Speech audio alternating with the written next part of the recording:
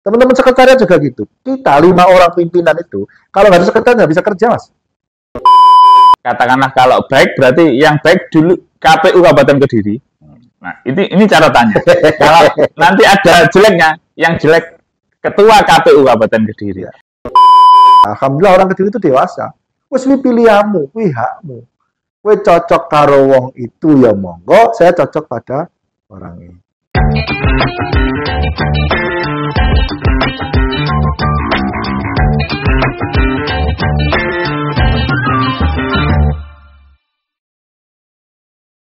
Kembali ke podcast Bincang Demokrasi KPU Kabupaten Kediri bersama bintang tamu kita, atau lebih tepatnya komandannya KPU Kabupaten Kediri, Mas Nanang Qasim. Bukan bintang tamu lah. Wong ini juga rumah kita. Ya kebetulan saya sebagai narasumber. Ya. Kira-kira seperti itu. Jadi tadi di sesi awal sudah sejarah, sudah bicara apa sih KPU, manis pahit kehidupan ya. Nah, terus di sini mungkin lebih ke fokus ke kinerja. Jadi di 2024 itu kan ada 2 pemilihan. Ini tidak evaluasi kinerja ya, tidak wawancara dalam hal mengevaluasi ketua KPU dan KPU ya. Ya, hanya berbincang saja ya. Bincang. Nanti kalau evaluasi saya dianggap nanti disidangkan, ini kan bahaya. Ini bincang demokrasi. Saya ulangi lagi. Jadi di pemilu 2024 itu kan ada 2 pemilihan. Ya, betul. Jadi mungkin, dan di situ di bulan Juli itu ada pergeseran anggota KPU Kabupaten Kediri. Mungkin apa sih tantangan, apa ya, perjalanan selama di tahun 2024, mulai dari mungkin sudah tahapan, terus ternyata di tengah jalan ganti orang.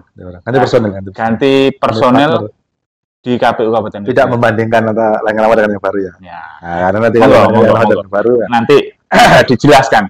Jadi tahapannya, terus susah senangnya, terus bagaimana, itulah. Monggo silakan dijawab. Ya, jadi gini ya, Sobat Demokrasi, warga Kabupaten Kediri, sebenarnya tahapan pemilu itu kan panjang Mas Eka ya. Tahapan pemilu itu bisa jadi 20 bulan sebelum pemilu. Jadi kalau orang ada mengatakan KPU itu kalau tidak pas pemilu gabut, salah. Ya ada fase lah kita agak longgar. Tapi kalau lihat fase yang paling padat, ya pasti teman-teman untuk berpikir menjadi anggota KPU atau PNS KPU itu berpikir 2 kali lipat, Mas.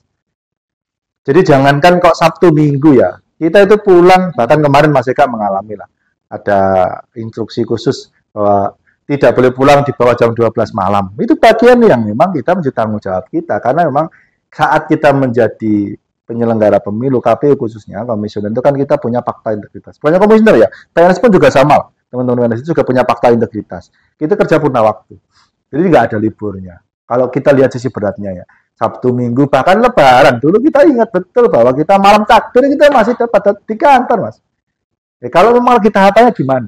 Kita harus meninggalkan keluarga. Bahkan kita lebih sering ketemu dengan teman di kantor daripada keluarga di rumah. Saat tahapan itu bisa jadi saya lebih banyak tidur saat DL dan pos di kantor daripada tidur di rumah. Dan itu ya memang, ya itu resiko sebagai sebuah tanggung jawab kita ya. Kemudian bagaimana tahapan pemilu? Nah, kira-kira tahapan pemilu cukup panjang, 20 bulan ya. Kita mulai dari perencanaan, kemudian kita mulai dari launching, sampai kemudian kita pendaftaran, setelah pendaftaran verifikasi, di tengah-tengah verifikasi, dan itu tidak hanya satu-satu ya. Tahapan pemilu tidak satu terpisah-pisah, tapi berkesinambungan. Bahkan ada yang terjadi hal yang sama. Jadi saat pendaftaran itu juga saat pemungutan data pemilih. Nah ini saling berjalan semuanya, nggak bisa kalau dipisah nggak cukup waktunya. Jadi ada dua tiga kegiatan yang berhimpitan. Sama saat ada pendaftaran, saat itu mungkin setelah itu ada verifikasi, itu pemungutan data pemilih. Di tengah-tengah pemungutan data pemilih ada proses yang namanya rekrut badan ad hoc. Jadi itu memang sinergi. Makanya tadi disampaikan bahwa di tengah-tengah tahunnya ganti personil nih. Dan siapa yang menyangka, nggak tahu nih siapa yang jadi pada berikutnya. Sama pada saat tahapan juga gitu. Jadi ketika kita konsentrasi pada tahapan, kita harus konsentrasi pada verifikasi administrasi, verifikasi faktual. Di sana kita juga harus bekerja lagi Di sana ada pemutaran data pemilih, kemudian kita mendapatkan DP4, kemudian validasi, koordinasi dengan Dispenduk Capil, kemudian membentuk Pantarlih. Pantarlih itu meskipun dia bertugas sebagai pemutaran data pemilih, siapa yang bertugas? Divisi SDM. Karena rekrutmen Pantarlih, atau kalau di Pilkada disebut PPDP ya, PPDP, petugas pemutakhiran data pemilih, itu tugasnya divisi SDM. Dikawal oleh divisi hukum SK-SK-nya. Yang memakai siapa? Divisi data. Jadi nggak bisa nih terputus nih. Nanti ketika sudah masuk teknis sama. PPK, PPS, KPP itu siapa yang bentuk? Tanggung jawab divisi SDM nih. Ya, kajiannya hukumnya adalah teman-teman divisi hukum. Penggunanya divisi teknis. Karena coblosan, rekapitulasi dan macam-macam. Tapi tetap ketua yang tanda. Ya, kata Pak Eka kemarin saya juga agak, tapi benar juga sih. Kalau ada bagusnya itu KPU, kalau ada salahnya menjadi ketua. Nah itu saya jadi ketua. Kalau nggak gitu jangan jadi ketua, Mas. Katanya gitu kan. Nah tapi harus ada kelanjutannya. Maka anggota harus ikut siapa kata ketua. Karena kalau salah ketua, kalau bagus kan KPU. Nah itu adalah variasi ya. Tapi di luar itu semua kita itu kolektif kolegial. Lagi-lagi semua kebijakan itu harus by pleno. Nggak ada nih ketua arogan menentukan bahwa besok verifikasi nggak bisa, verifikasi aturan nggak bisa. Jadi di KPU, di lembaga KPU itu adalah kolektif kolegial. Artinya semua keputusan itu by pleno. Karena kita berlima. Divisi SDM berdiri sendiri nggak bisa. SDM Parmas. Divisi hukum berdiri sendiri nggak bisa. Divisi data sendiri nggak bisa. Teknis berdiri sendiri nggak bisa. Ketua sekretaris divisi keuangan logistik nggak bisa berdiri sendiri. Ini ada keterkaitan semuanya. Bagaimana divisi logistik bisa menentukan jumlah surat suara kalau data pemilihnya tidak ada? Bisa nggak? Kan nggak bisa nih. Bagaimana kita mencetak surat suara kalau peserta pemilihnya tidak ada, Mas? Nah, kan maka harus ada verifikasi dulu. Maka ini berkesinambungan. Siapa yang melakukan verifikasi administrasi? SDM. Siapa yang mencoblosan? Tanggung jawab divisi teknis. Produk hukumnya, SK, kemudian keputusannya itu siapa? Divisi hukum. Maka 5 orang. Bagian siapa? Sosialisasinya divisi Parmas. Jadi ini harus bersambung, ini gayung sambut, tidak bisa satu orang berdiri atau divisi sendiri tidak bisa. Ini kerjasama, kerja tim, tidak ada yang namanya one man show, tapi adalah teamwork. Jadi kerjanya tidak ada Superman, tapi yang bagus adalah super team. Ini mengacu pada salah satu komisioner yang dulu itu Pak Eka Wisnu. Jangan jadi Superman, jadilah super team. Artinya apa? Bahwa kita nggak bisa berdiri sendiri, nggak bisa. Teman-teman sekretariat juga gitu. Kita 5 orang pimpinan itu, kalau nggak ada sekretariat nggak bisa kerja, Mas. Karena eksekutor di lapangannya, kita kan pemegang kebijakannya, yang membuat kebijakannya, menentukan kebijakannya, tapi yang mengeksekusi teman-teman sekretariat. Jadi salah kalau namanya ada prestasi yang dipuji adalah komisionernya, apalagi hanya ketuanya, salah total. Karena apa? Tanpa ada sekretariat nggak bisa. Tanpa ada badan ad hoc, apalagi kita nggak bisa lagi. Tapi pun sama, kalau nggak ada komisioner, sekretariat mau ngapain? Sekretariat itu adalah melaksanakan atas keputusan pleno. Jadi ini runtutan yang tidak bisa dipisahkan. Misalkan kita kan nggak mungkin eksekusi pelatihan, kita yang beli alatnya, kita yang mencari tempatnya, cari hotelnya, kemudian harganya berapa, ya sekretariat. Tapi yang membuat tanggal 14 jadwalnya adalah BIMTEK PPK, BIMTEK PPS, pelantikan PPK, pelantikan PPS sudah sampai di sana. Nah kemudian sekretariat menerjemahkan. BIMTEK PPK tempatnya butuh seperti apa, butuh kebutuhan dukungan teknisnya seperti apa. Maka teman-teman sekretariat itu, maka kita itu sebenarnya simbiosis mutualisme atau kerja teamwork yang harus berjalan. Tahapan pemilu mungkin agak berbeda, Mas ya, karena pemilu itu agak panjang, 20 bulan. Kalau pilkada kan hanya 10 bulan. Yang kedua, peserta pemilu lebih banyak, Mas. Peserta pemilu itu, dan kita murni dalam hal ini adalah sebagai KPU Kabupaten itu hanya pelaksana kebijakan KPU RI ya. Jadi semuanya pendaftaran ada di KPU RI. Verifikasi awal di KPU RI. Tapi kita melakukan verifikasi administrasi di kabupaten. Verifikasi waktu juga gitu. Kampanye juga gitu, Mas. Kampanye itu semuanya jadwalnya dari KPU RI. Kapan kampanye paslon nomor 1, paslon nomor 2, nomor 3 itu KPU RI. Kita memastikan kalau pas zona kita masuk kampanye paslon nomor 1, ya berarti yang nomor 1 plus partai pendukungnya. Pas hari kedua, paslon nomor 2, pendukungnya. Paslon nomor 3. Karena apa yang dicatat KPU RI?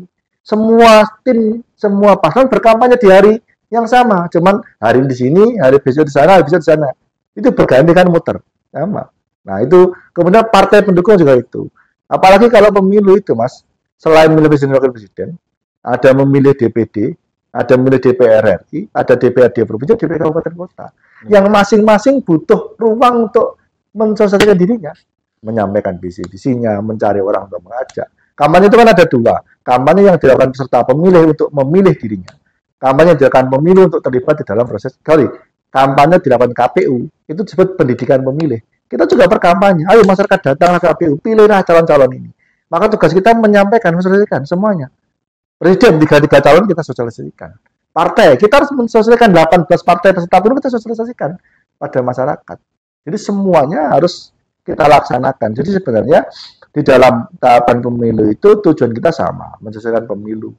Nah, peserta pemilu berkewajiban untuk menyampaikan visi misinya. Kita KPU melaksanakan tahapannya, Bawaslu mengawasinya. Itu pada pemilu. Pilkada juga sama. Pilkada dalam tanda kutip ya agak sedikit ringan karena pesertanya tidak banyak. Tapi sebenarnya peserta pilkada itu awalnya itu kan ada dua. Apakah dia dari jalur partai politik, apakah dia dari independen atau perseorangan namanya. Kebetulan saya punya pengalaman dua hal yang berbeda. 2020 Kabupaten Kediri hanya satu pasangan calon. Itu KPU-nya agak ringan itu. KPU-nya agak ringan karena kita hanya memfasilitasi satu pasangan calon. Mungkin Bawaslunya berat. Ya, karena harus ada yang namanya bimbung kosong, ada yang relawan bimbung kosong, ada yang pendukung bimbung kosong, dan banyak hal lah. Nah, kemudian kemarin 2024 kebetulan ada dua peserta pemilu, ya ada satu paslon satu itu Pak Denny sama Bu Mutawamah, paslon 2 Mas Dito sama Mbak Dewi. Jadi didukung oleh partai yang berbeda juga. Kebetulan sama-sama dari partai politik ya. Apalagi kita sempat ada keputusan MK yang membuat situasi politik juga agak berbeda ya, apa namanya itu pergeseran. Nah, dikhawatirkan nanti kalau ada batasan minimal tidak ada lebih banyak lagi peserta dengan satu pasangan calon. Nah, makanya keputusan MK saat itu yang memutuskan bahwa tidak dihitung dari jumlah kursi, bisa dari jumlah perolehan suara yang sah. Nah, itu pergeseran di beberapa daerah, di daerah lain ya. Kemudian di Kediri memang sejak awal di Kediri ya. Di Kediri, tapi di Kediri sejak awal memang ada 2 atau 3 pasangan calon. Kebetulan yang akhirnya mendaftar ke kita 2 pasangan calon. Pendaftaran juga awas. KPU Kediri mengalami ya, kalau kamu cerita ya, kita itu yang pertama kali se-Indonesia menerima pendaftar. Masih kan sudah masuk kan itu? Oh, masih kan sakit ya? Masih kan sakit tadi itu ya? Sudah. Ya, karena dari apa itu saat kita kemana itu? Jakarta. Apa itu namanya ya? Kegiatan apa? Rakornas ya? Atau Rapim ya? Rapim di Jakarta, Mas Eka mungkin melakukan hal-hal yang tidak pas di sana kira-kira gitu. Karena manjat pohon lah. Pulang-pulang sakit cacar. Tapi kita yang pertama juga. Kita ingat betul bahwa jam 7, jam 6 atau jam 7 baru muncul juknis pendaftaran. Pada jam 7.30 atau setengah 8 sudah ada paslon di sini. Bayangkan. Kita belum punya petunjuk. Untunglah bahwa kita punya pengalaman, kita bisa diskusi, kita bisa konsultasi pada pimpinan kita. Akhirnya apa? Kita nyontoh persis saat itu pendaftaran presiden. Jadi mulai bagaimana MC-nya, rangkaiannya, tata caranya, tempat duduknya, semuanya kita persiskan pendaftaran presiden. Karena memang saat itu PKPU tentang pendaftaran atau juknis tentang penerimaan pendaftaran belum muncul. Nah, seharusnya kita juara ini kemarin di KPU provinsi karena pendaftarannya paling bagus, tapi nggak tahu. Mungkin provinsi punya cara lain ya, punya cara lain untuk menilai itu. Tapi kita yang pertama, se-Indonesia Raya itu bahkan. Bahkan saya saat itu konsultasi langsung pada Ketua KPU RI lewat Ketua KPU Provinsi Jawa Timur tentang bagaimana sini. Boleh lanjut silakan. Karena sudah benar sudah datang. Jangan sampai ada pendaftar sesuai jadwal ditolak. Itu yang salah KPU. Persoalan apakah administrasinya terpenuhi atau tidak, yang penting harus diterima dulu. Jadi dia datang, calonnya datang, dokumennya diterima, disambut sesuai dengan mekanisme yang ada, syarat administrasinya dipenuhi, kemudian dimasukkan di dalam tahapan pencalonan, baru divalidasi. Nah, itu yang menjadi rangkaiannya. Ada banyak perdebatan, apakah diterima atau tidak. Nah, yang penting datanya diterima dulu. Kelayakannya, kesesuaiannya, baru diperiksa oleh tim sekretariat atau tim pendaftaran. Kita punya helpdesk pendaftaran. Nah, itu dan itu harus berjalan semuanya. Jangan sampai orang tidak diterima. Maka kita koordinasi, perlu komunikasi. KPU itu juga harus lulus, Mas. Saat pendaftaran kita komunikasi dulu sama LO, liaison officer ya, atau tim perwakilan atau tim penghubung, Mas ya, tim penghubung ya dari paslon ke kita. Karena paslon punya banyak partai pendukung, maka mereka membentuk yang namanya tim pemenangan. Kemudian paslon kedua juga gitu, daftarnya di hari berikutnya. Mereka datang. Ya tentu dengan sekian banyak varian ya. Orang daftar dulu seolah-olah kalau kita mereflek pada pemilu, Mas, pendaftaran partai pemilu itu aneh-aneh. Ada yang bawa jarana, ada yang bawa hadra, ada yang bawa son, Ada yang, wah iya, mereka sesuai dengan kapasitas mereka masing-masing lah. Ya, asiknya di KPU itu. Tapi ya memang dalam tanda kutip sebenarnya di dalam pemilu semuanya ada tahapan resikonya. Makanya Bawaslu memiliki peran di sana. Pada saat pendaftaran, titik kritisnya di mana? Salah satu administrasi partai politik. Dari administrasi juga gitu. Bahwa itu malah selalu mengawasi kita, Mas. Benar nggak administrasinya? Benar nggak jumlah anggotanya terpenuhi sekian ribu di kabupaten kota? Bagaimana dengan kepengurusannya? Apakah di PAC semua PAC ada kepengurusannya? Apakah di ranting juga ada kepengurusannya? Itu mereka mengawasi betul di kita. Makanya selain administrasi ada faktual. Pun sama ketika saat itu kita pilkada. Calonnya sudah datang, berkasnya dibawa, ya toh? Kemudian kita verifikasi nih. Betul nggak yang bersangkutan ini alumni dari kampus ini? Betul nggak yang bersangkutan itu pernah kuliah di sini? Ijazahnya betul nggak di sini? Bahkan ada salah satu paslon yang sekolahnya saat itu SMA-nya sudah ditutup, Mas. Maka kita memvalidasinya kepada dinas pendidikan atau pendidikan di atasnya. Memvalidasi benar nggak beliau bersangkutan pernah bersekolah di sini. Sekolah ini pernah ada. Pernah ada.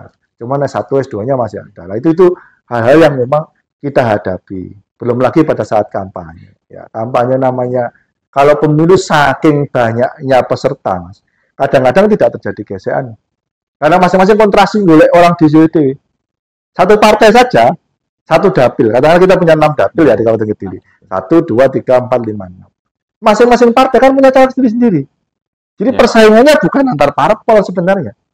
Sebelum peserta pemilu ada partai politik ya. Tapi kalau legislatif kan persaingannya di internal mereka sendiri. Nah, karena menggunakan metode Senlek dengan menghitung perhitungan kursi dengan jumlah suara yang kita hitung dulu itu bagi 1, bagi 3, bagi 5 untuk kursi 1, 2, 3 itu, maka mereka bersaing di internal dulu, baru berhadapan dengan partai lain, kan begitu? Ya. Atau kita hitung akumulasi suara dari satu partai dulu, yang paling banyak dapat kursi pertama, kan itu dah. Baru kemudian kita hitung perolehan kursi. Kalau dia dibagi 3, apakah dia masih lebih banyak dari partai yang lain atau tidak? Itu agak berat lagi. Jadi konsentrasi peserta pemilu saat itu betul-betul lebih pada mencari pendukungnya masing-masing. Ya. Karena kalau dia nggak dapat suara terbanyak, dia bisa kalah partai itu. Di partai itu sendiri terjadi persaingan antar calegnya. Kalau saya kalah sama sesama caleg dari partai saya kalah dengan mereka. Ya kalau partai saya dapat 2 kursi, kalau 3 kursi, kalau 1 kursi, maka saya jadi pemenang. Nah, tapi semakin ramai itu. Cuman memang tidak terjadi gesekan yang begitu berat atau terjadi fragmentasi terlalu berat. Karena ya kita hitung saja, kalau kita punya 50 kursi, berarti kita punya setidaknya ada 500 pasangan, 500 caleg. Ya, kalau kita menghitung persentase berdasarkan kursi kan, kita ada 500 caleg. Mereka sama-sama bersaing mencari pendukungnya masing-masing. Di setiap setiap itu partai loh, Mas. Belum partai lain. Karena kan kita punya 6 dapil nih.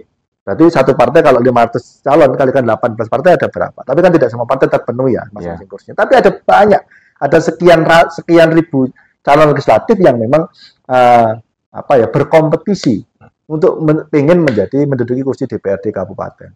Belum lagi DPRD provinsi dapil sini. Kita masuk di dapil Jawa Timur berapa? 4 atau 5 ya kita. 4. Dulu 6, sekarang 4 ya. Kediri kota dan kabupaten. Itu juga banyak pesertanya, Mas.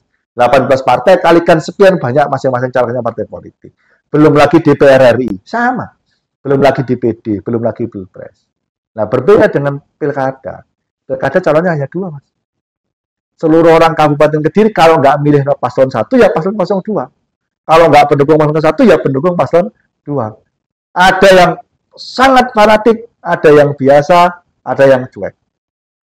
Ada yang jenis sukanya itu memang full mencari suara, ada yang memang calon bukan Pak tim itu yang sukanya ya wis mengkritisi calon yang lain, ada yang sukanya ya kita ada yang biasa-biasa saja. Nah kita punya perspektif sendiri nih. Bawaslu mungkin berbagian dari orang yang sangat kritis. Tugasnya ini evaluasi program sana, ini saling mengawasi lah. Nah, kemudian kami KPU itu apa sasaran kami adalah orang yang pasif. Jadi orang yang cuek, tidak menentang pemilu, itu sasaran kita. Kita harus mengajak mereka datang ke TPS. Makanya lagi-lagi KPU itu harus mensosialisasikan, menyampaikan, diseminasi ya. Oh ini paslon nomor 1 dengan background seperti ini, profilnya ini. Paslon nomor 2, tahunnya ini, profilnya seperti ini, backgroundnya seperti ini. Kita kenalkan pada masyarakat. Persoalan dia memilih siapa tidak penting. Jadi kita itu yang penting ngajak masyarakat untuk datang ke TPS. Jadi semua adalah teman. Dalam tanda kutip, bahkan setan Lah iso diajak sosialisasi kita ajak sosialisasi. Nah itu. Jadi jangankan kok orang yang baik, orang yang jabatannya tinggi, status ekonominya tinggi, status sosialnya tinggi, enggak, orang yang seperti apa, beri teman kita. Belum tentu Mas orang yang ekonominya tinggi, status sosialnya tinggi itu datang ke TPS. Karena dia hitung-hitungan timbang aku yang ke TPS yang mendingan tak gula duit misalnya. Ya bukan yang statusnya tinggi. Nah, maka kita ajak. Bisa jadi orang masyarakat biasa karena dia peduli. Kayak aku nggak milih bupati, kebijakan tentang pembangunan di Kediri, tentang RT RW di Kediri, tentang status-status Kediri, mereka merasa. Nah, tugas kita mendorong, maka kita merangkul. Kita ketemu dengan kiai, kita ketemu dengan tokoh agama, tokoh masyarakat, lintas agama, dengan kelompok-kelompok pemuda, ada KNPI, ada OMEK, Ormas, OKP, semuanya lah kita coba rangkul. Mas Eka kan juga ngalami sendiri. Bagaimana Mas Eka sampai sakit beberapa hari karena merasa ya seolah-olah waktunya panjang, ternyata kalau kita lakukan seolah-olah kurang. Ya. Karena full ya, tahapan kita full. Ketemu orang setiap hari, katakanlah itu sudah ada habisnya. Kalau mau jujur saja, kalau kita open 24 jam, kira-kira KPU itu butuh waktu 26 jam, 30 jam sehari. Tapi kan tidak mungkin, karena waktu ya 24 jam. Nah, itu hal yang memang menarik lah di pemilu. Menarik ya. Jadi yang belum dijawab tadi terkait pergeseran. Oh ya. Pergeseran. Sudah saya ini kan tarik lagi gitu ya. Itu jadi tadi sudah panjang. Ternyata pergeseran. Jadi di tahun 2024 padat-padatnya acara, ternyata ganti teman. Dan sekarang mungkin dulu izin ngomong ya. Karena ini kopinya dingin.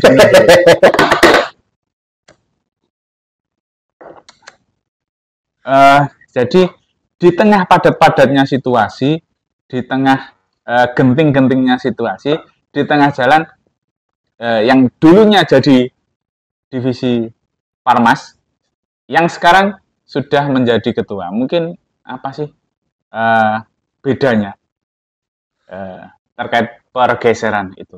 Jadi ini Mas, jujur kalau orang itu nggak mungkin sama ya. Setiap orang ada masanya, setiap masa ada orang. Sebelum terjadi pergeseran saja, Mas, saya cerita bahwa kami itu sebenarnya saat itu periode 2019-2024 kan semuanya mendaftar. Sama-sama sibuk. Kami harus mengawal tahapan. Di sela-sela itu kami harus memastikan diri kami itu lanjut atau tidak. Jadi ada dua konsentrasi yang harus kami lakukan. Makanya kami harus betul-betul, KPU itu profesional. Mas Eka belum merasakan nanti masuk ke periode 2 ya. Bagaimana bebannya menjadi periode pertama untuk bisa masuk ke periode selanjutnya. Sementara kita nggak boleh meninggalkan tahapan itu. Dan itu di bulan puasa. Masih meningkat ya, karena menjadi kontestan. Ya. Senyampang kami saat itu pada proses tahapan. Menuju pencoblosan. Ya kan, menuju pencoblosan saat itu. Kita Februari kan? Nah, Februari kita itu sudah tahapan loh. Sudah masuk pendaftaran, sudah masuk administrasi. Kemudian Februari berarti Maret ya, Maret. Februari sudah coblosan ya. Maret itu pada tahap penghitungan suara. Rekapitulasi macam-macam. Itu kita tahap-tahapan padat-padatnya. April sudah finalisasi, kemudian Juni kita sudah dilantik. Juni sudah dilantik kan bulan Juni ya. Pengumuman Mei, akhir Mei. Ya. Itu kita harus betul-betul bisa membagi diri kita menjadi bukan dua karakter ya, bisa membagi diri kita menjadi dua hal yang berbeda. Memastikan dulu tahapan kita, tanggung jawab kita sebagai anggota KPU. Semua tahapan berjalan dengan baik, tanggung jawab kita selesaikan. Di sisi lain kita harus mempersiapkan diri untuk periode berikutnya. Karena konyol, Mas. Kita melakukan satu hal, katakanlah gini, aku tak prepare, tak tinggalkan tugasnya KPU untuk periode berikutnya. Ya konyol. Ya nggak mungkin kita katut. Karena apa? Kita sudah meninggalkan tanggung jawab itu. Atau yang kedua, kita bersifat, tak menyelesaikan pekerjaan dulu, menafikan yang pendaftaran. Yuk. Ya namanya kita nggak daftar, ya mesti nggak akan katut. Kan begitu ya. Sorry, saya merokok ya. Oke, monggo. Udah kabar kan harus seleksi. Dan ini sensitif, kalau saya nggak hati-hati nanti Mas harus dicek ya, dipastikan nanti harus ada, kalau kata-kata yang sensitif harus dihilangkan tuh ya. Teman-teman editor itu, nanti jangan-jangan saya sampai salah ya. Ini karena ini saya saja ya, ini malam saja itu. Saya tidak berbicara tentang yang lain ya. Kami berlima saat itu berkomitmen bahwa ayo kita sama-sama mengawal, kita sama-sama berproses. Orang punya jalannya masing-masing, kita punya jejaring masing-masing yang akan menentukan siapa yang akan menjadi atau tidak. Kita tetap ikhtiar. Yang penting kita sebagai sama teman tidak saling dalam hal tanda kutip ya menjaga, tidak saling untuk mengacaukan dan macam-macam. Berproses lah. tapi tanggung jawabnya kita tidak. Sudah salaman kita berlima, kita bersepakat. Ternyata di tengah-tengah jalan, bukan di tengah jalan, di akhir periode Pak Wisnu naik ke provinsi. Ada PHW lagi, ganti tim lagi mas, ganti tim lagi. Tapi pada prinsipnya gini, saya lama ya menjadi di dunia pemberdayaan. Dulu di kecamatan Tarokan 7 tahun, saya sempat ngerokok di 3 kecamatan mas. Tarokan banyak grogol, yang tempatnya berhimpitan, tapi karakter orangnya sangat berbeda. Tarokan sama banyak kan mepet, grogol kan mepet, tapi karakternya berbeda. Cara yang sama, aturan yang sama. Coba saya simulasikan, saya berhasil ditaruhkan misalnya. Coba saya simulasikan atau saya tirukan tidak bisa. Karena orangnya berbeda, tidak ada cara yang paling baik, tapi cara yang sesuai. Maka dari sana saya belajar, oh di KPU juga sama. Saya berkomunikasi misalkan. Saya dulu menghadapi teman-teman, ya kebetulan 2 periode itu saya menjadi orang yang paling muda terus ya. Di periode pertama saya paling muda karena dari paling awal. Di periode kedua juga paling muda, apalagi di periode kedua ya. Jaraknya cukup jauh-jauh semua. Di periode pertama masih ada Pak Wisnu ya, yang agak sedikit berbeda, beda sedikit tahun, 3 bulan atau tahun. Maka proses saya adalah adaptasi kita bahwa menghadapi seseorang atau kerjasama dengan seseorang itu tidak ada cara yang paling baik. Tapi bagaimana kita sesuai. Kebetulan di organisasi saya diajarkan bagaimana konsep tasamuh.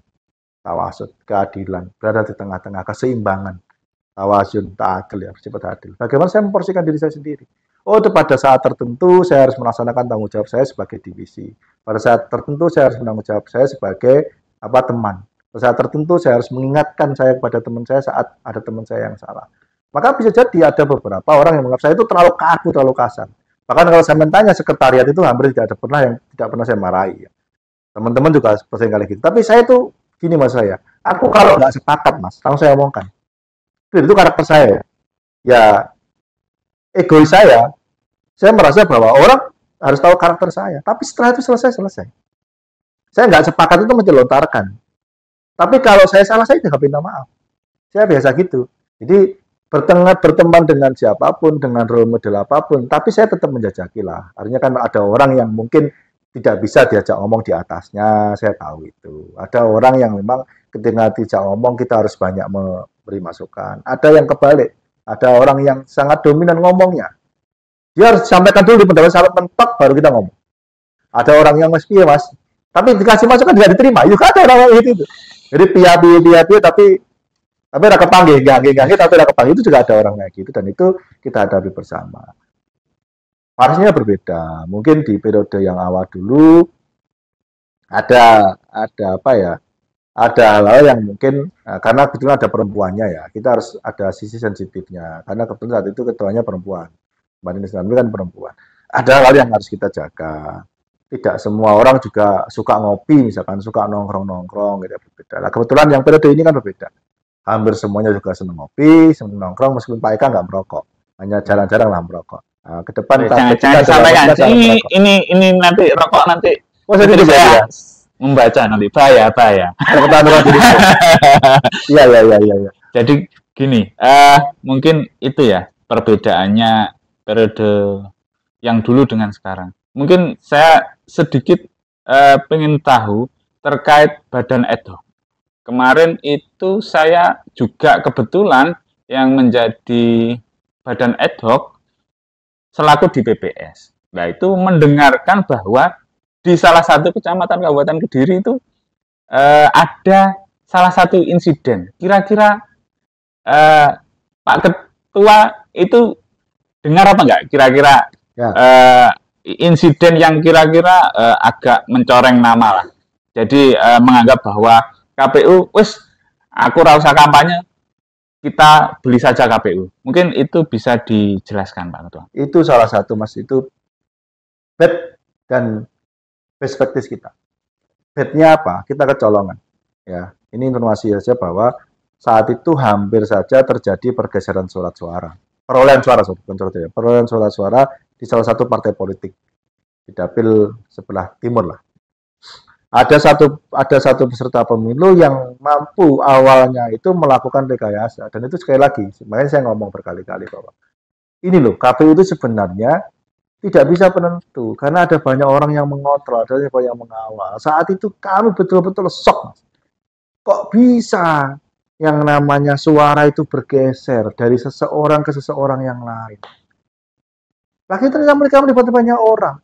Ada BPK yang terlibat, ada pengawas yang terlibat, ada pihak lain pun yang terlibat. Dan alhamdulillah, saya bisa dipastikan ke teman-teman sekretariat. Dulu ada Mas Panji. Saya yang memastikan kepada Mas Panji ngomong saat itu, kalau kamu tidak membuka data ini, saya akan mempolisikan kamu. Karena ini pertaruhan nama atau integritas KPU saat itu. Kalau sampai pergeseran suara ini kita tidak bisa membuktikan, maka selamanya KPU dicap bisa dibeli. Maka kami meminta, dan ngapunten namanya mens rea, keinginan jahat. Ini biasanya mens rea bahasanya dalam bahasa hukum. Karena kebetulan saya pernah belajar hukum meskipun tidak lama ya, dan tidak tuntas banget ya. Tuntas. Jadi ada mens rea dari seseorang atau oknum lah yang mencoba, dia merasa bahwa dia mampu mengkondisikan orang lain di internal mereka. Jadi tidak mungkin diproses bersendirian. Dia mengajak temannya, mengajak kelompok sebelah, mengajak pengawasnya. Kalau pelaksana sama pengawasnya sudah bersepakat, maka gini sebenarnya. KPU dan Bawaslu itu harus pada porsinya. Kita itu harus kenal, kita harus tahu, kita harus saling. Tapi kita nggak boleh terlalu akrab, Mas. Terlalu akrab itu dalam gini. Kalau sama-sama akrabnya untuk mengawal dengan baik nggak apa-apa. Tapi kalau terlalu akrab kemudian bersepakat jelek itu yang bahaya. Dan itu hampir terjadi di salah satu dapil di Play. Mungkin satu kecamatan, tidak satu dapil, satu kecamatan saja. Tapi hasil dari satu kecamatan itu kalau lolos, Mas, bisa mengganti seseorang yang harusnya duduk, tidak duduk, yang harusnya tidak duduk, menjadi duduk. Nah, kalau kita menemukan, saat itu begitu kita mendapatkan informasi awal, kami langsung bergerak. Teman-teman di tingkat kecamatan itu tidak tahu bahwa yang namanya Sirekap itu berjenjang. Jadi Sirekap itu sebenarnya teman-teman yang input kan teman-teman KPPS nih, input data kan hasilnya Sirekap. Kemudian teman-teman kecamatan kan memastikan data. Ada admin, ada administrator, ya kan? Kemudian di sini ada user, ada admin, ya kan? Kemudian di kabupaten juga ada gitu. Jadi di kecamatan mungkin dia bisa merubah nih. Termasuk dalam tanda kutip ya. Dia merubah yang foto awal C plano berubah menjadi yang berbeda. Dan itu kita buktikan. Mereka tidak tahu bahwa di kabupaten itu ada rekodnya. Saya kebetulan sejak pendamping kita kan tahu, karena saya pernah ada di desa, pernah ada di kecamatan, pernah ada di kabupaten. Bahwa yang namanya Microsoft Access itu berjenjang nih. Jadi apa yang kita lakukan ini orang lain tidak tahu. Kita tidak tahu dengan orang lain, tapi di tingkat atasnya kita tahu yang dengan bawahan kita. Di tingkat atasnya lagi juga sama. Mungkin nanti di tingkat provinsi, tingkat RI juga gitu. Maka saat di tingkat kabupaten saya tahunya ada hal yang tidak benar. Saya minta pada operator, saat itu Mas Panji sama Mas Doni untuk membuka dulu. Ternyata ketahuan. Nah, di Sirekap tingkat kabupaten itu ada semula menjadi. Dari sana kita tahu, meskipun tidak merubah semuanya, mereka mencoba merubah. Mereka lupa bahwa ini sistem, Mas. Sistem itu merekod setiap aktivitas mereka. Maka kita harus berterima kasih kepada Sirekap. Sirekap itu mampu merekod. Kalaupun ada data-data perubahan, kalau ada orang yang mengatakan pemilu curang dan macam-macam, kalau ada yang bisa membuktikan, kita buktikan dari aplikasi itu. Jadi kita bisa melihat nih. Jadi kalau ketahuannya itu ternyata dari semula yang dapat suara 3 jadi 30. Suara 9 jadi 19. Dan pun sama, yang dapat suara 20, 22, 20-nya hilang, tinggal 2. Nah itu. Ini suara partai dirubah. Nah, itu perilaku yang tidak benar dan kita sudah melakukan membuktikannya secara kita sidang internal, kita buktikan, suaranya kita kembalikan, yang bersangkutan kita berhentikan dan tidak hormat. Tapi tapi memang kami memastikan dan saya seperti saat itu kita harus membuktikan bahwa kredibilitas KPU sekarang diuji. Bahwa KPU harus mengembalikan suara orang yang berhak. Meskipun satu suara itu adalah suara yang berhak. Jangan sampai saya memilih Mas Eka misalkan, suara saya bergeser ke Mas Doni atau Mas Panji atau Mas Budi atau yang lain. Bahwa ketika saya menyuarakan suara pada Mas Eka harus betul-betul kembali pada Mas Eka. Saat itulah semangat kami membuktikan. Dan kebetulan saya salah satu orang yang terlibat awal bersama Mas Sekretaris saat itu Mas Randy untuk memastikan bahwa yang bersangkutan itu ketahuannya di mana, arahnya di mana, bagaimana modusnya, bagaimana caranya, kita kebuka semua. Dan tugas kita hanya mengembalikan suara itu sesuai dengan porsinya, sehingga yang dilantik, yang sekarang duduk sebagai anggota Dewan, dia memang yang boleh bersuara. Persoalan selanjutnya kami harus memastikan yang bersangkutan diberhentikan, itu risiko. Langkah selanjutnya bicara pada Bawaslu. Bawaslu punya pertimbangan lain, di tingkatan Bawaslu ada juga etiknya juga sudah diberhentikan. Tapi memberikan warning pada seluruh masyarakat peserta pemilu, jangan sekali-kali membeli KPU. Karena pasti ada yang tahu. Kecuali kamu bisa membeli dari KPU tingkat desa, KPPS sampai RI. Karena kemungkinan Mas, kalaupun kami tidak mengetahui, bisa jadi provinsi yang tahu. Provinsi dia tahu, bisa jadi KPU RI yang tahu. Secara berjenjang, tidak mungkin semua orang dalam satu lembaga itu buruk semua.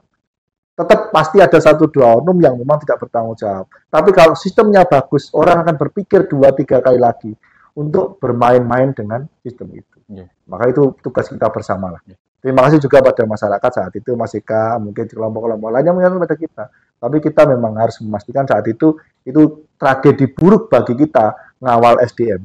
Tapi juga tragedi bagi kita bahwa kita mampu membuktikan mengembalikan apa yang seharusnya jadi miliki oleh seorang tidak dicuri oleh orang lain. Nah, itu salah satu best practice dalam mengamankan pemilu 2024. Ya, mungkin itu ya pengalaman terburuknya. Mungkin kita bergeser ke pilkada kemarin. Pilkada kemarin kita sudah rampung dan ini udah berapa menit ini? Nah, kita dapat tambahan honor berarti ya? Atau nggak ada honornya? Nggak ada honornya. Ya, efisiensi.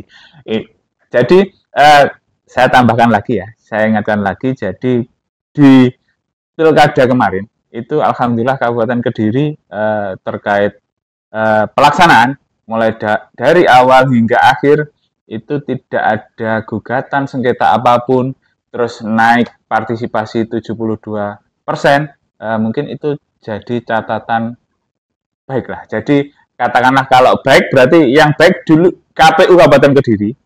Nah, ini catatannya.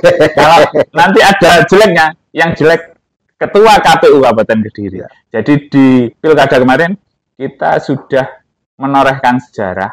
Yang pertama, tidak ada gugatan. Yang kedua, partisipasi masyarakat tertinggi selama ada pemilihan bupati. Siapa tuh divisi Parmasnya? Gitu ya. Harus gitu, harus membanggakan diri. Jangan mengatakan orang lain, harus membanggakan dirinya. Ya, jadi dan kemarin ketika Rapim itu juga mendapatkan penghargaan terkait kirap maskot, sudah mendapatkan hadiah sepeda motor listrik. Mungkin bisa dijelaskan sedikit ya. Di-spill. Jadi gini Mas, jadi kita harus bersyukur ya di Kabupaten Kediri meskipun ada 2 pasangan calon. Sebenarnya kan 2 pasangan calon head to head ya, itu pasti keras, persaingannya pasti berat. Tapi alhamdulillah dalam sejarah di Kediri itu memang kalau kita mau merunut sejarah di Indonesia Mas ya, kalau Kediri sudah bergejolak Mas, maka itu Indonesia sudah parah. Kita ingat 65, kita ingat tahun 75, kita ingat 48. Kediri itu menjadi tonggaknya. Kalau Kediri sudah terjadi chaos, maka daerah lain sudah sangat parah. Dan alhamdulillah meskipun kemarin di daerah-daerah lain kan panas ya, Kediri itu juga cukup dingin. Adalah persaingan pasti ya, karena 2 pasangan calon sama-sama bersaing. Dalam debat kemarin kelihatan betul lah, dua-duanya pengen menang. Dua-duanya pengen menjadi bupati, dua-duanya pengen berkompetisi menjadi yang terbaik. Cuman masyarakat kan kebetulan ada yang menang adalah paslon nomor 2. Antar pasangan calon pun sama. Kita kan juga mengalami ya, ada masukan, ada hal yang lain. Tapi setidaknya kita sudah bisa membuktikan KPU Kabupaten Kediri berjalan pada rule-nya. Pendaftaran kita memposisikan semuanya pada hal yang setara. Ya, waktunya kita berikan yang sama, fasilitasnya kita berikan yang sama, alat peraga, kampanye, kemudian dalam sosialisasi semua mendapat hal yang sama. Kuncinya adalah ketika kita bisa memposisikan diri kita pada porsinya, saya rasa orang lain juga akan memposisikan dirinya. Dan alhamdulillah, ternyata tidak ada gugatan. Tidak ada merasa orang yang dirugikan oleh KPU. Karena sebenarnya Mas, kalau dalam tanda kutip ya, persepsi orang, bagi pemenang KPU itu pahlawan. Bagi yang kalah, KPU itu pecundang. Yang disalahkan siapa? KPU. Orang bisa jadi kalah itu karena dia tidak siap, tapi jadi yang disalahkan oleh KPU. Bagi orang yang tidak terima. Jadi alhamdulillah di Kabupaten Kediri kemarin kita membangun komunikasi yang baik kan dengan peserta pemilu, kemudian dengan pasangan calon, dengan LO, dan kebetulan memang di Kediri secara genealogi, secara sejarahan bahwa masyarakat Kediri itu orangnya ya orang yang biasa.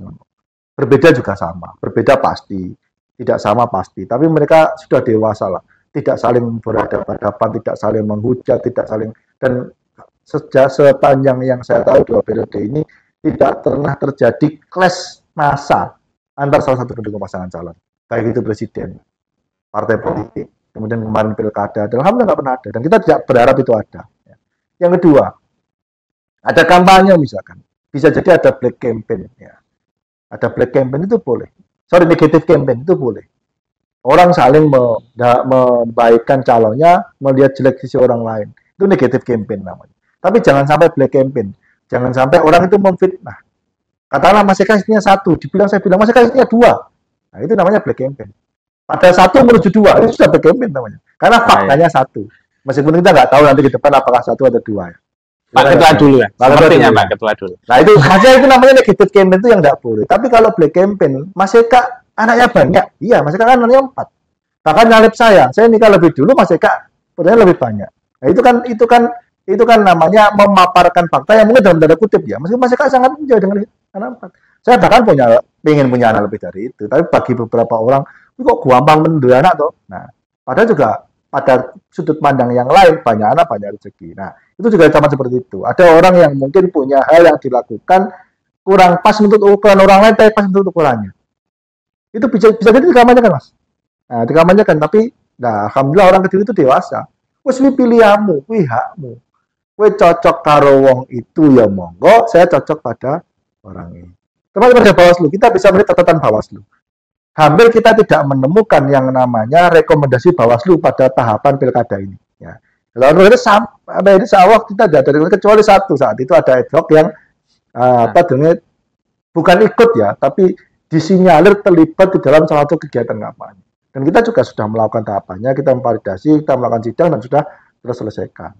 Termasuk ada ASN yang diduga melakukan kampanye negatif, tapi sudah disinyalir, itu kan wilayah Bawaslu. Tapi di kita, di KPU, kita hampir-hampir tidak ada sama sekali rekomendasi.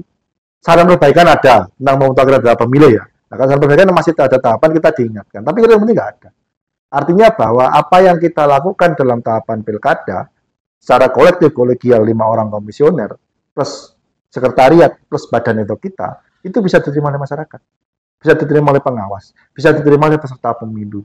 Ya, hasilnya apa itu kan haknya masyarakat.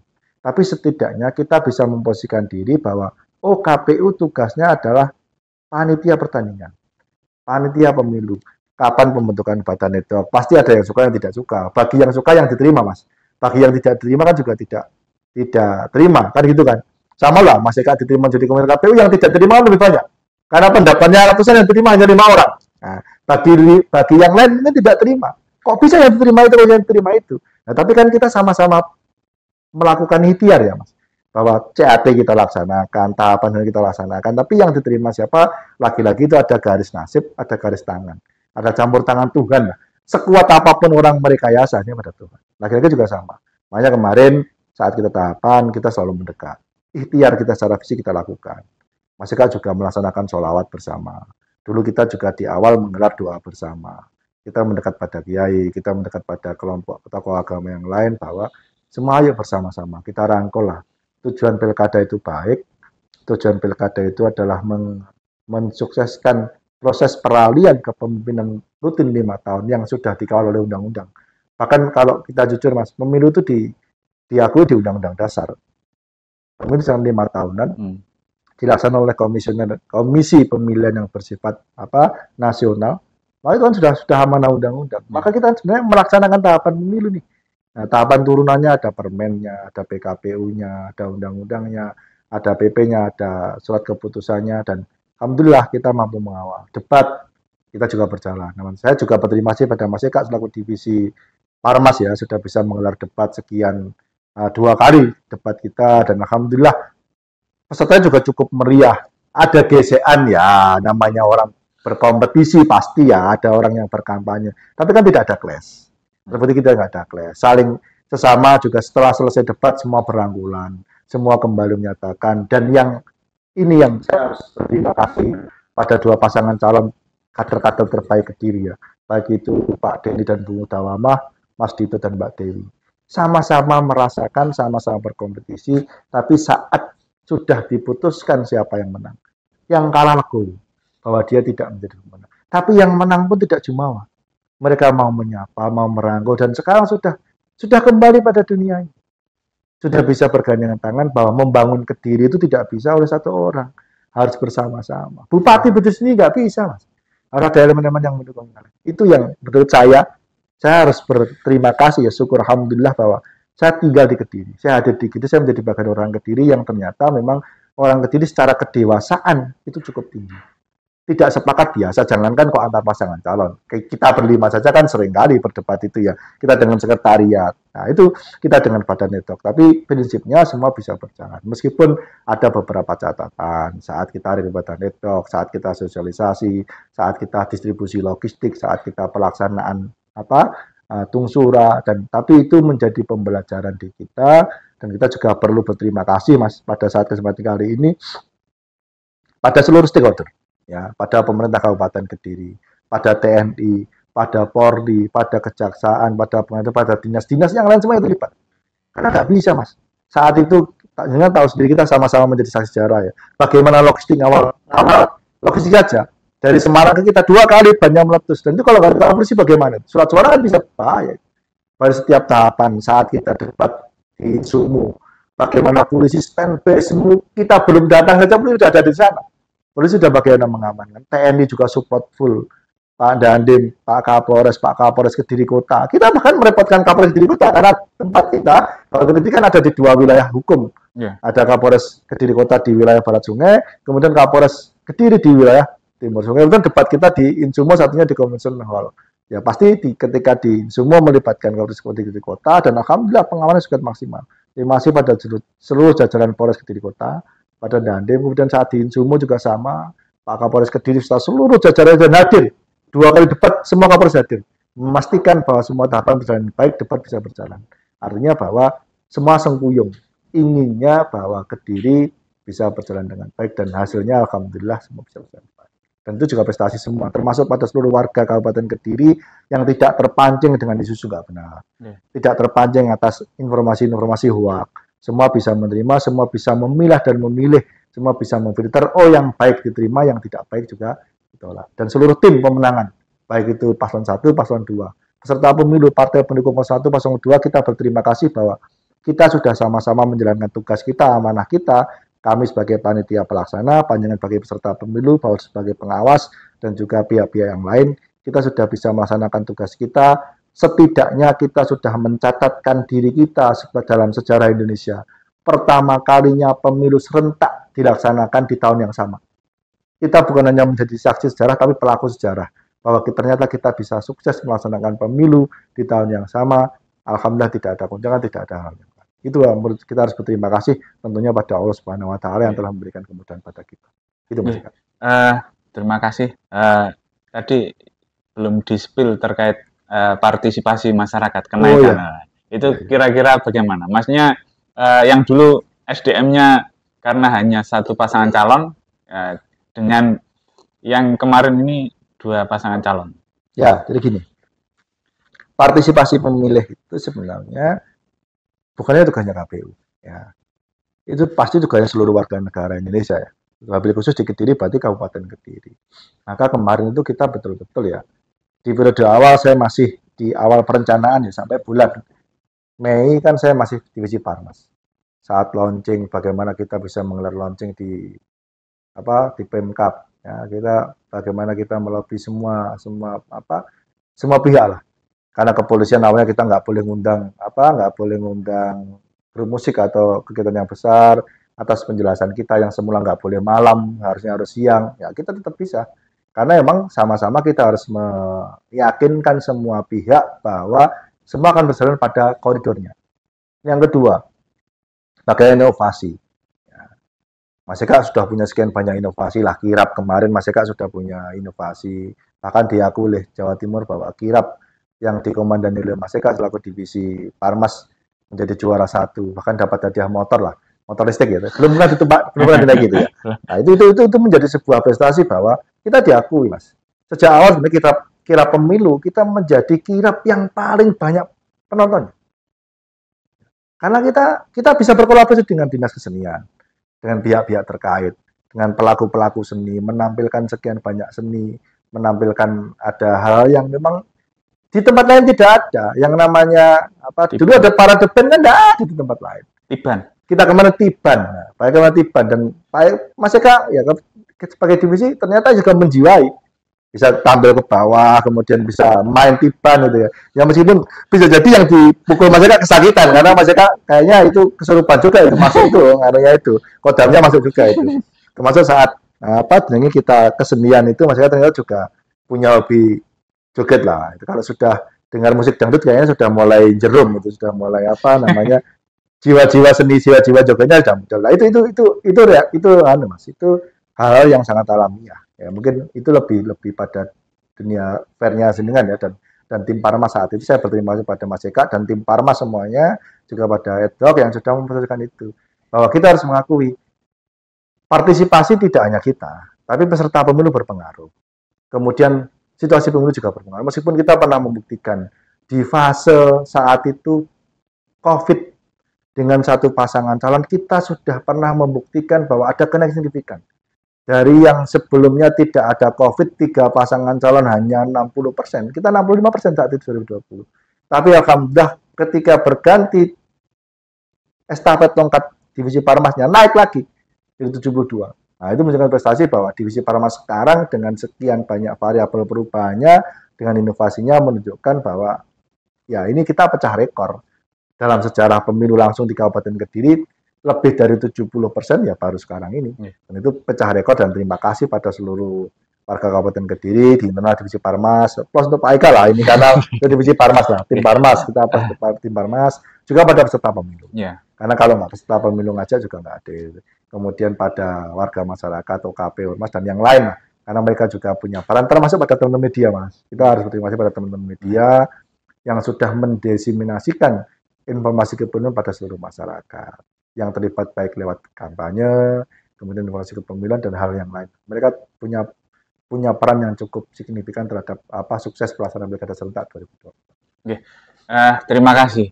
Terus selanjutnya, ini mungkin pertanyaan terakhir untuk menutup segmen ini. Jadi di tahun 2025 itu kan tahapan itu kan tidak ada. Itu apa sih yang dilakukan oleh KPU Kabupaten Kediri khususnya? Ya. Itu kira-kira apa? Apa sih? Kira-kira biar masyarakat tahu bahwa KPU Kabupaten Kediri itu pada tahun-tahun non tahapan kira-kira apa yang dilakukan? Ini strateginya ketua lah.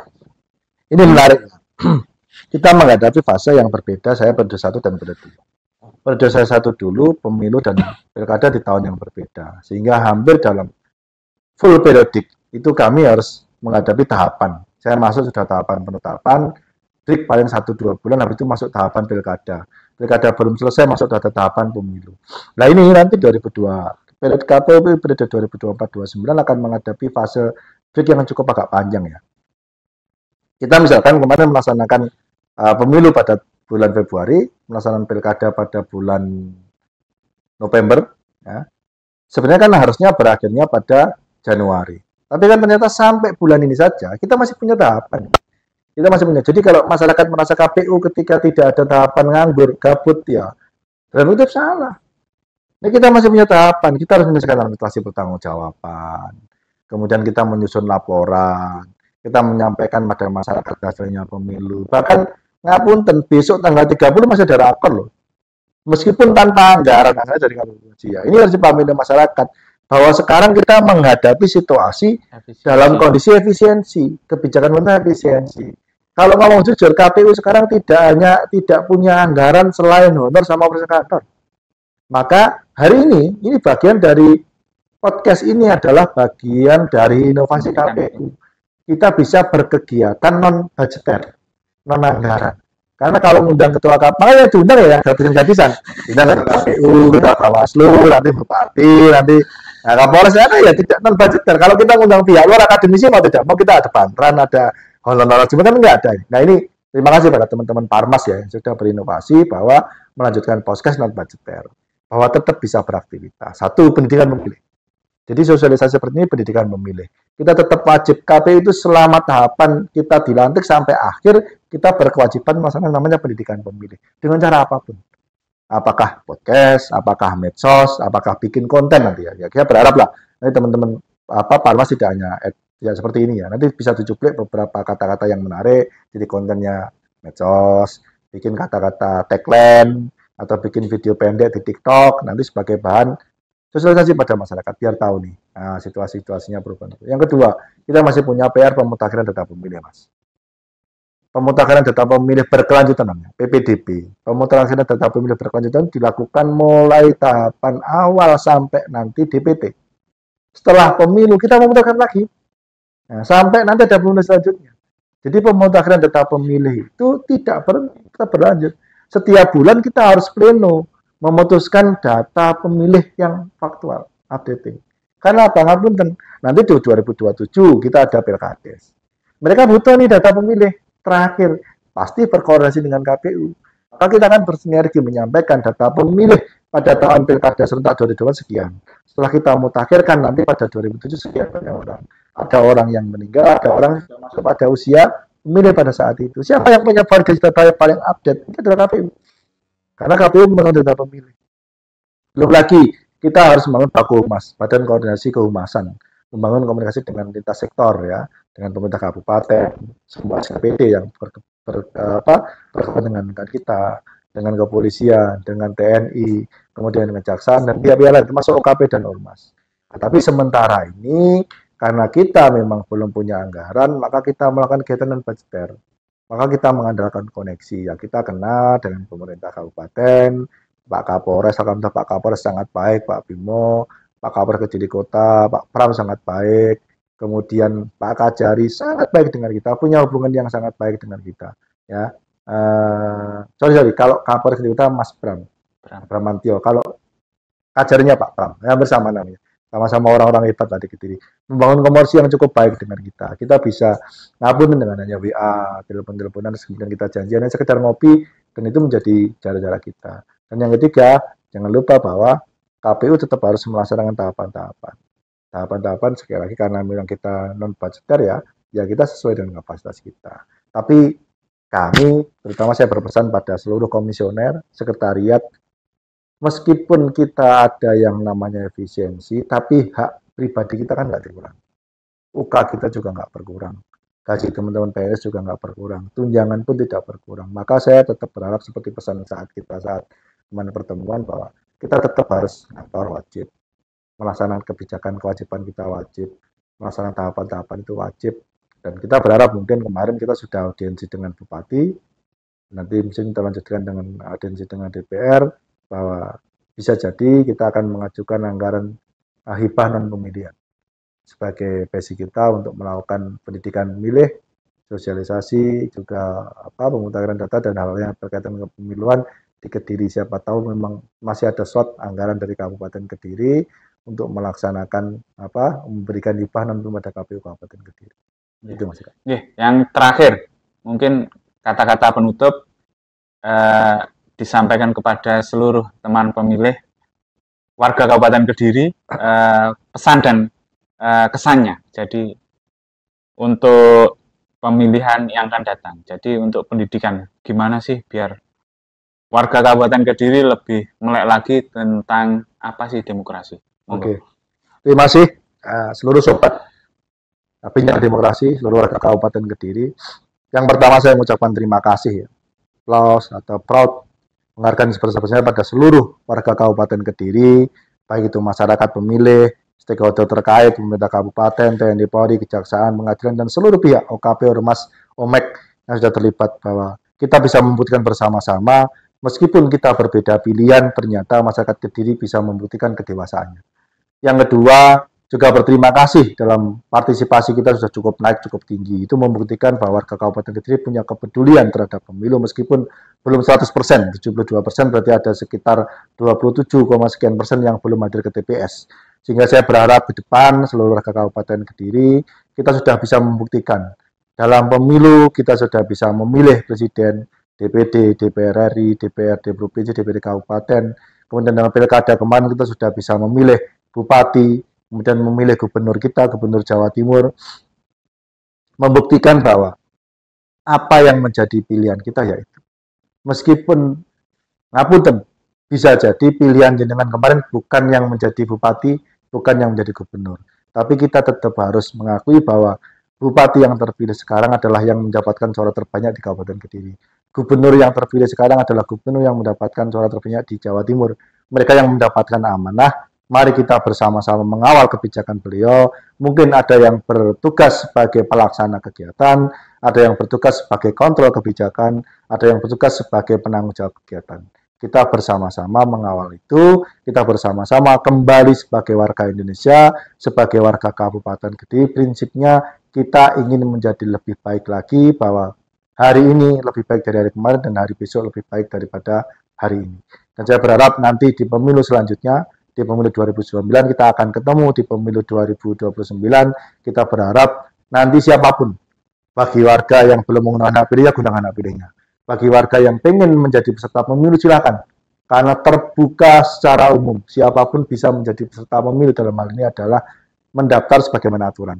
Apakah sebagai anggota parpol, apakah terlibat nanti dalam pemilihan langsung atau pilkada, itu menjadi hak panjenengan semua. Tapi yakinlah bahwa kita semua punya tugas yang sama membangun bangsa Indonesia, kita punya tugas yang sama mewujudkan cita-cita para pendiri bangsa Indonesia, menjadikan Indonesia, menjadikan Kediri, Jawa Timur menjadi wilayah yang baldatun, thayyibatun, warabun ghafur.